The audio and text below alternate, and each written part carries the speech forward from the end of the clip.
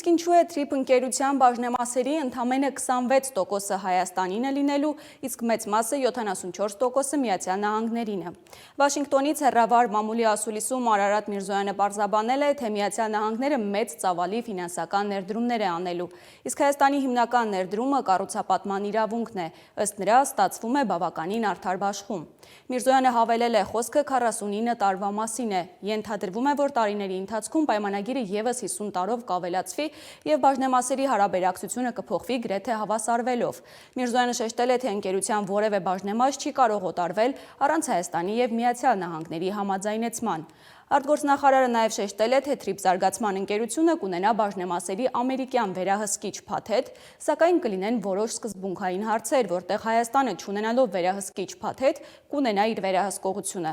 Անդրադառնալով ժամկետներին, Միրզոյանը TRIP նախագծի տեսանելի արդյունքներ է ակնկալում գետնի վրա մինչև աշնան սկիզբ։ Պատասխանելով նախագծին Թուրքիայի հնարավոր մասնակցության վերաբերյալ հարցին, նախարարը նշել է, որ նման հարց չի քննարկվել, քանի որ TRIP-ը հայ-ամերիկյան համատեղ բիզնես նախագիծ է։